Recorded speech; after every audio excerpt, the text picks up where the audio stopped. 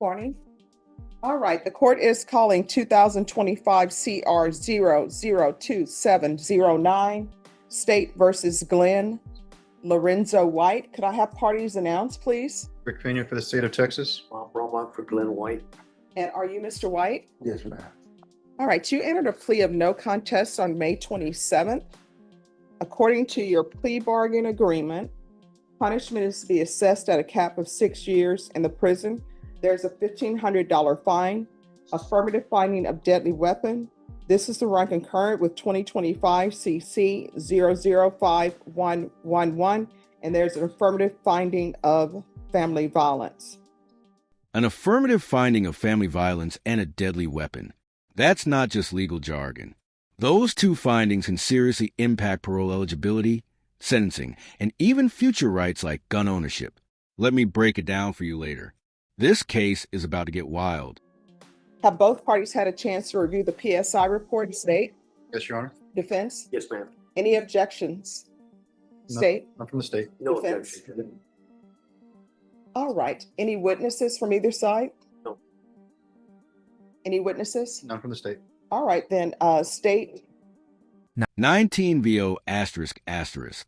Okay, defense is pulling the classic rehab and redemption card. But will the judge buy it? If you watched enough courtroom drama, you know this next part could swing either way. But Lucy, I believe you may be opposed. Just 1 moment. I was silent, Your Honor. All right, you're silent. All right, you may be excused. Thank you, Your Honor. All right, counsel, I'll hear your argument. Judge, Mr. White's had some issues in the past. He said it's different this time. He spent time in jail. It's helped him develop a new outlook. He told me he's going to follow your instructions. If you give him probation, he'll never be back here again. We like the recommendations, the probation, outpatient treatment, weekly drug testing. He's had a drug problem. He needs to address that.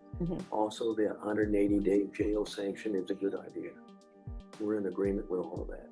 All right, so, Mr. White, is there anything you want to say?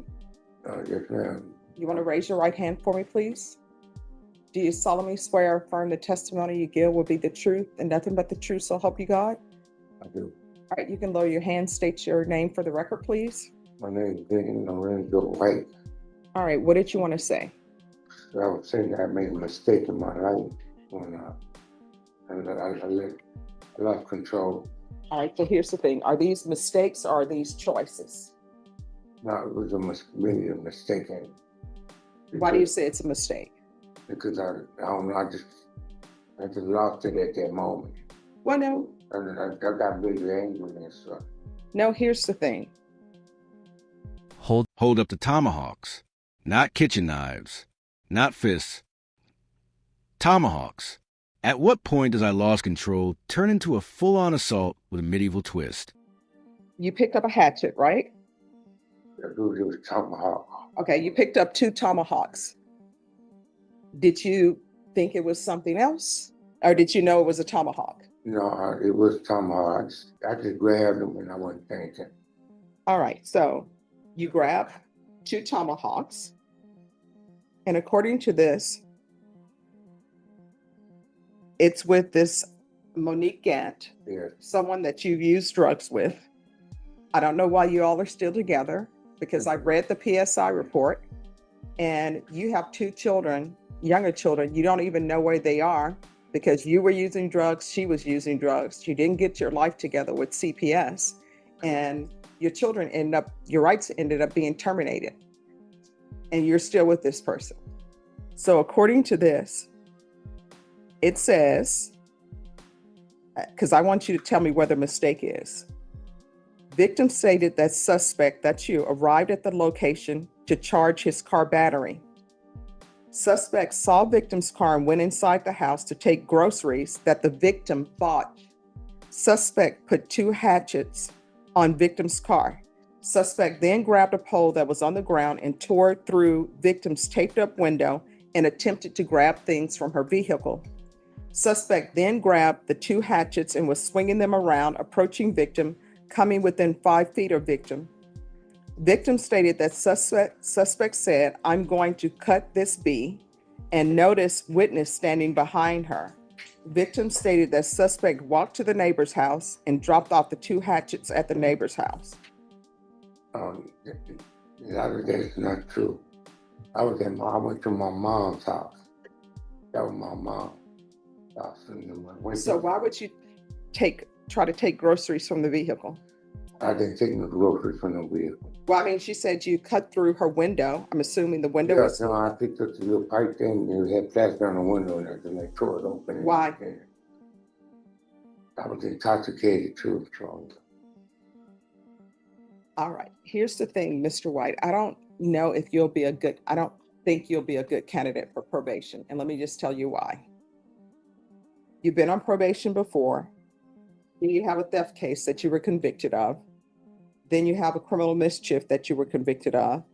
Then you have an assault case that you were convicted of. This started in the 80s. And then you have another criminal mischief that you were convicted of.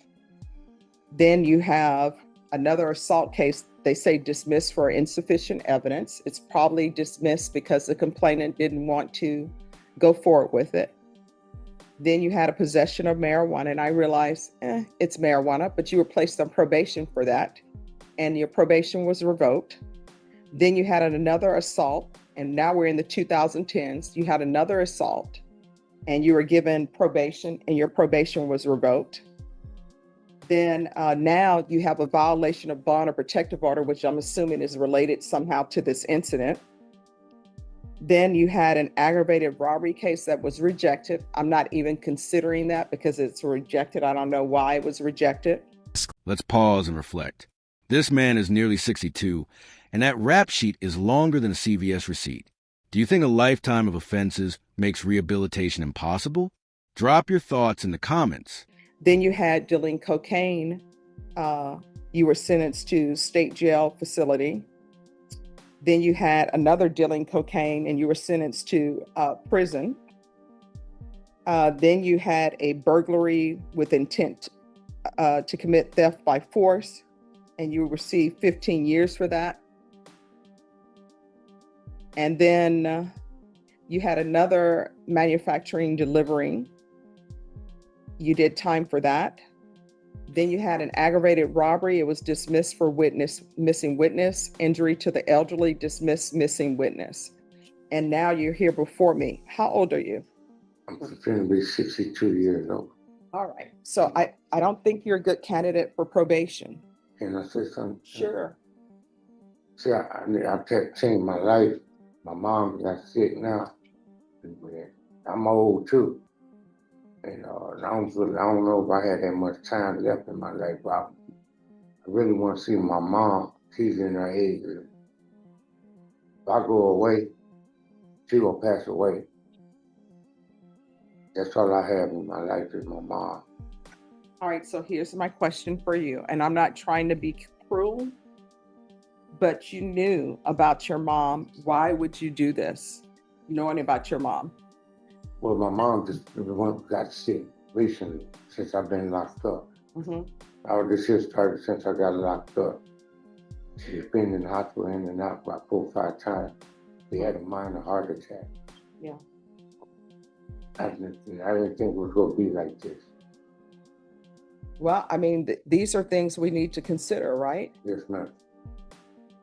All right. This is what the court is going to do. The court is finding you guilty. There's an affirmative finding of deadly weapon, affirmative finding of family violence. The court will sentence you to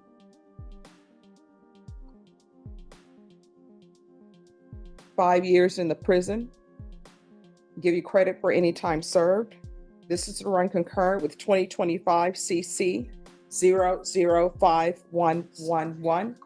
There's an affirmative finding of family violence, and there's to be no contact with Monique Gant, G-A-N-T, and the court will recommend the therapeutic community.